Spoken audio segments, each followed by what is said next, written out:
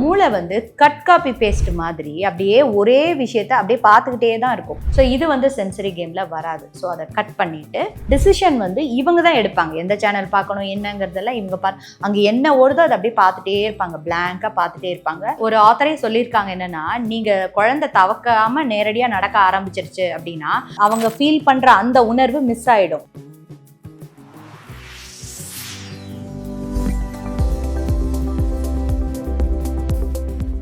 வணக்கம், நான் Selvi Ajay Senthil, special educator and life coach.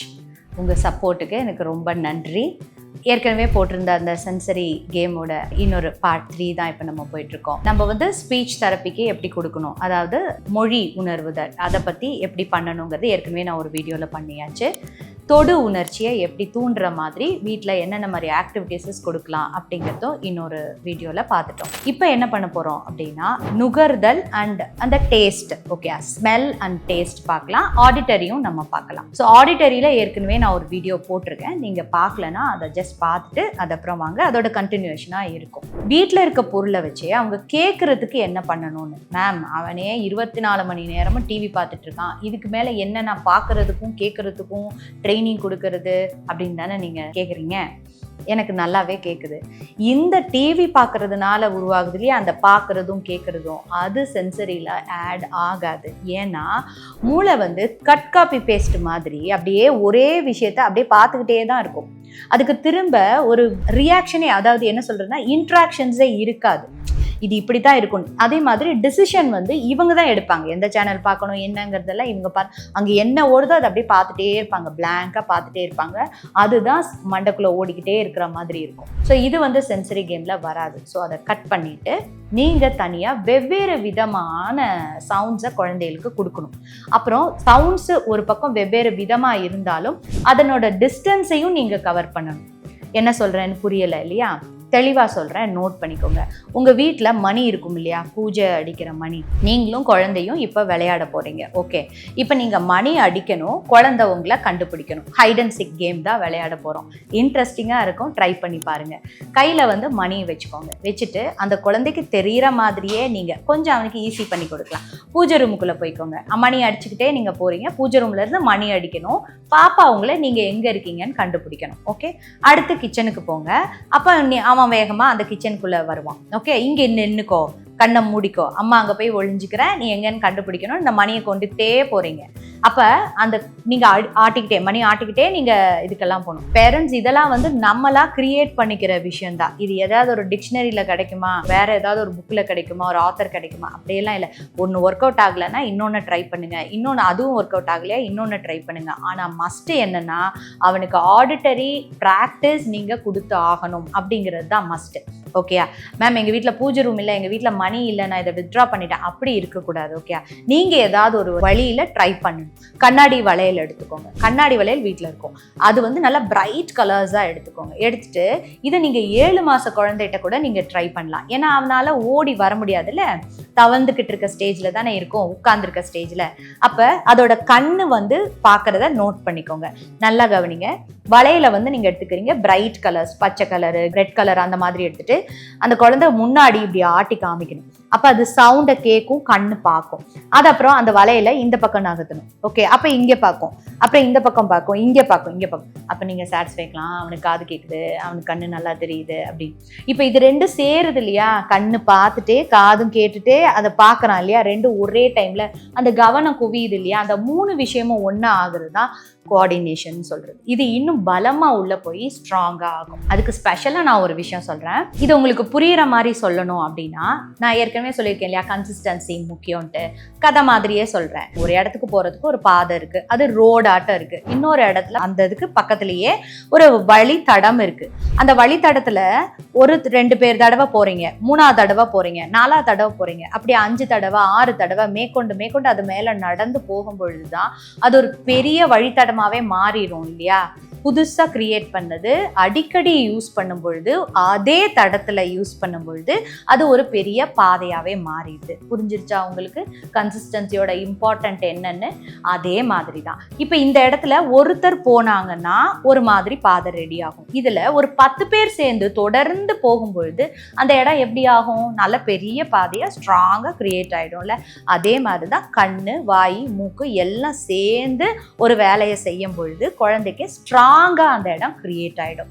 அதுக்காக தான் இந்த மாதிரி உங்களுக்கு செய்ய சொல்கிறது. இன்னொரு கேமாக நான் சொல்கிறேன். 2-3 நீங்கள் இம்ப்ளிமெண்ட் பண்ணிக்கோங்க. ஸ்டிக்கி நோட்ஸ் அந்த மாதிரி எடுத்துக்கலாம். கலர் பேப்பர் இருக்கும்ல, அந்த கலர் பேப்பர்லாம் அங்கங்கே ஒட்டிட்டு வந்துடலாம். ஒட்டிட்டு நீங்கள் போய் குழந்தைய எடுத்துகிட்டு வர சொல்லலாம். அங்கே எங்கெங்கெல்லாம் இருக்குன்னு பார்த்து நீ எடுத்துகிட்டு வா அப்படின்னு சொல்லிட்டு கொடுக்கலாம். அப்போ அது தேடி ஓடி போய் அந்த கலர் ஸ்டிக்கி நோட்ஸ் எல்லாம் எந்தெந்த இடத்துல இருக்குன்னு பார்த்து தேடி எடுத்துரும். அப்போ என்ன ஆகும்னா ஆர்வம் கிரியேட் ஆகும். அதாவது எங்கே இருக்குது, அது என்ன பண்ணணும், எப்படி போகணும் அப்படிங்கிறதுலாம். இது வந்து நீங்கள் 2 வயசு குழந்தை நடக்கிற ஸ்டேஜில் இருக்கக்கூடிய குழந்தைக்கு ரூமாக மாறி போய் எடுக்கிறதுக்கு நீங்கள் யூஸ் பண்ணிக்கலாம். இப்போ நீங்கள் தொடு உணர்வுக்கும் நீங்கள் பார்த்துட்டீங்க, காதால் கேட்குறதையும் பார்த்துட்டீங்க, இப்போ கண்ணால் பார்க்கறது. இப்போ 7 வயசு குழந்தைக்கு வாக்கரை கொடுத்து நான் உட்கார வச்சிருக்கேன் மேம் அப்படின்னு இருந்தீங்கன்னா அந்த வாக்கரை கொஞ்சம் அவாய்ட் பண்ணிடுங்க. அவங்கள தவளை ட்ரை பண்ண விடுங்க. வாக்கர் கொடுக்கும்போது என்ன ஆகும்னா கொஞ்சம் எழுந்து உட்கார்ந்து இந்த தவக்கிறதுக்கு முன்னாடி வரும் இல்லையா, அந்த காலை வச்சு நெகுண்டு போவாங்க. அந்த மாதிரி போகிறதுக்கு இல்லாம தவழ்றதுக்கு நீங்க அலோ பண்ணுங்க. ஒரு ஆத்தரே சொல்லியிருக்காங்க என்னன்னா, நீங்க குழந்தை தவக்காம நேரடியா நடக்க ஆரம்பிச்சிருச்சு அப்படின்னா அவங்க ஃபீல் பண்ற அந்த உணர்வு மிஸ் ஆயிடும். ஸோ அவங்க வந்து 20 வயசு 25 வயசு ஆனா கூட திரும்ப அந்த தவழ்ற மாதிரி கொண்டு வந்தாங்கன்னாக்கா அந்த உணர்வை அவங்க ஃபீல் பண்ணலாம் அப்படிங்கிறாங்க. இது ஒரு எக்ஸசைஸ். இது வந்து பைலேட்ரல் ஆக்டிவிட்டி மாதிரி. அதாவது வலது மூளை இடது மூளை 2 மூளையும் சேர்ந்து தவக்கிறது. எப்படி தவப்பாங்க சொல்லுங்க? இடது காலை எடுத்து வைப்பாங்க, வலது கையை எடுத்து வைப்பாங்க, அடுத்து வலது காலை எடுத்து வைப்பாங்க, இடது கையை எடுத்து வைப்பாங்க. இப்படி மாறி நடக்கும் பொழுது அவங்களுக்கு வலது மூளையும் இடது மூளையும் சரிவர சமநிலைப்பட்டு வேலை செய்ய ஆரம்பிக்குது. அதனால நடக்கட்டும். இப்பெல்லாம் எப்படா உட்காருவோன் இருக்கு நமக்கெல்லாம். அதனால பொறுமையா நடக்கட்டும். 1 வயசு இல்லாட்டினா கூட 1.5 வயசுல கூட நடக்கட்டும், பிரச்சனையே இல்லை. ஆனா அது தவழ்ந்து போறதுக்கு நிறைய டைம் அலோ பண்ணுங்க. ஓகேயா? அது ஒரு எக்ஸசைஸ், பிரெயினையும் நல்லா ஆக்டிவேட் பண்ணும். ஓகே, அப்புறம் அது வந்து உண்ணி எழுந்துக்கும் போது அதுக்கு அலோ பண்ணுங்க. நீங்களா தூக்கி விடுறதோ இல்லைன்னா வாக்கரில் போட்டு உட்கார வைக்கிறதையோ கொஞ்சம் ஸ்டாப் பண்ணிடுங்க. உன்னி எப்படி மேம் எழுந்துக்க வைக்கிறது? நாங்களா தூக்குறதா அப்படின்னா, இதுக்கு ஒரு கயிறு மாதிரி கட்டி அதில் வந்து நீங்கள் பால் எல்லாம் போடலாம், இல்லை கேப்சர் பண்ணுற மாதிரி டாய்ஸஸ் போடலாம். அவங்க முன்னாடி கொண்டு வந்து நிறுத்திட்டு அந்த பாப்பா தொட்டு அதை பிடிச்சி இழுக்கணும். அப்போ அப்படி மேலே உண்ணி எழுந்துக்கும் போது அதனுடைய இடுப்பு எலும்புகள் வந்து வலுப்படும். அதனால உண்ணி எந்திரிக்கும் போது எந்திரிக்கிறதுக்கான வாய்ப்புகளும் அதிகமாகும், நடக்கிறதுக்கான வாய்ப்புகளும் அதிகமாகும். டேஸ்ட்டுக்கு நீங்கள் என்ன பண்ணலான்னா, எல்லா வகையான டேஸ்ட்டையுமே குழந்தைக்கு கண்டுபிடிக்க கொடுக்கலாம். அது சாப்பிட கொடுக்கறது தானே மேம். சாப்பாடையே சாப்பிட மாட்டேங்கிறான்னா ஒரே மாதிரி நீங்கள் அரைச்சி மசிச்சு கொடுத்தீங்கன்னா சாப்பிட மாட்டாங்க. அவங்கள உணர்ந்து சாப்பிட வைங்க. உங்களுக்கு தெரியும் இல்லையா, நீங்கள் இந்த கைகளில் உங்களுடைய விரல் நுனியில் ஒன்னொன்னுலையுமே முத்திரைகள்லாம் செய்கிறவங்க, முத்திரைகள் படித்தவங்களுக்கு தெரிஞ்சிருக்கும். இந்த கைகளில் ஒன்னொன்னுலையுமே ஒவ்வொரு விஷயங்கள் இருக்குது. நீங்கள் கையால் தொட்டு அதை கண்ணால் பார்த்து அதை பார்த்த உடனே மாங்கான்னு சொன்னோடனே இங்கெல்லாம் நம்மளுக்கு வாய் ஊறும் தெரியுமா? அதெல்லாம் எப்படி கிரியேட் ஆகுது? அதில் அந்த உணர்வுகள் வரும். குழந்தைக்கு அது மாதிரி அது உணர்வுகள் அங்கே சுரக்கணும். அப்போ தான் அது சாப்பிட்றதுக்கே ஆரம்பிக்கும். நெல்லிக்காய் மாங்காய்லாம் யோசிக்கும் பொழுதே நம்மளுக்கு வாயில் எச்சி ஊறும். அது மாதிரி அந்த பொமக்ரானேட்டை பார்த்தாலோ இல்லை ஒரு ஜூஸை பார்த்தாலோ அதாவது விஷயத்த எப்படி அதுக்கு தெரியும்? அது ஏற்கனவே அது டேஸ்ட் பண்ணி இருந்தால் தானே தெரியும். அதனால அந்த சோறை ஒவ்வொரு டேஸ்ட்டையும் மைல்டாக கொஞ்சமாக அது டேஸ்ட் பார்க்கட்டும். பார்த்துட்டு துப்பிட்டோம், அதனால ஒன்றும் பிரச்சனை இல்லை. கொஞ்சமாக குட்டியாக போடுங்க. அதுக்கு பங்கம் இல்லாத மாதிரி நீங்கள் தான் பார்த்துக்கணும். ஓகேயா?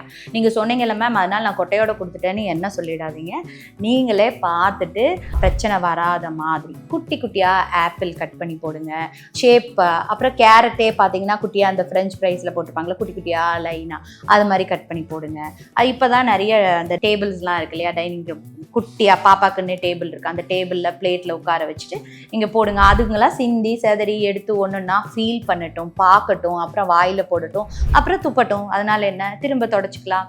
அப்போ அந்த நாக்கில் ஒன்னொன்னையும் டேஸ்ட் பண்ணணும்.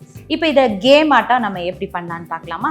நீங்கள் சால்ட் எடுத்துக்கோங்க, சுகர் எடுத்துக்கோங்க, கொஞ்சம் நல்லா புளிக்கிற மாதிரி சோறு ஐட்டம்ஸ், மாங்காய் குட்டியாக கட் பண்ணி வச்சுக்கோங்க, அதுக்கப்புறம் புளி தண்ணி அந்த மாதிரி வச்சுக்கோங்க. ஃபஸ்ட்டு 3ல் கொண்டு போய்க்கலாம். ஓகே, புளி தண்ணி, சால்ட்டு, சுகர் அந்த மாதிரி கொண்டு போய்க்காங்க. காரத்துக்கு ரொம்ப வேண்டாம், கொஞ்சமாக பெப்பர் மட்டும் போட்டுக்கோங்க, மிளகாத்தூள் போடாதீங்க. லைட்டாக பெப்பர் கவனிச்சுக்கோங்க, லைட்டாக தான், லைட்டாக போட்டு தண்ணி வச்சுக்கோங்க. இப்போ என்னென்னா இது ஒரு கேமாக தான் நம்ம பண்ண போகிறோம். ஒன்று எடுத்து பாப்பா நாக்கில் வச்சு பார்க்கும்போது அது அந்த டேஸ்ட்டை ஃபீல் பண்ணும், எக்ஸ்ப்ரெஷன்ஸ் காட்டும். அதெல்லாம் நல்லா வீடியோ பண்ணி ரசித்து வச்சுக்கோங்க. அதுக்கப்புறம் இப்போ என்ன பண்ணணும் அப்படின்னா, முடிஞ்சிருச்சா? இது அப்புறம் இது கண்டுபிடிக்கணும் உங்களுக்கு. இன்னொரு பிளேட்டில் நீங்கள் இதை பாப்பா டேஸ்ட் பண்ணி பார்த்துட்டு இது என்னது சால்ட்டா, அடுத்து இதே மாதிரி டேஸ்ட் எங்கே இருக்குது அம்மாவுக்கு எடுத்து கொடுங்க அப்படின்னு இன்னொரு ட்ரே அதே மாதிரி செட்டாக வச்சுட்டு அதை டச் பண்ணிவிட்டு இதுவா இதுவா இல்லை டச் பண்ணி பார்க்கணும். அப்போ கேம் ஆச்சா?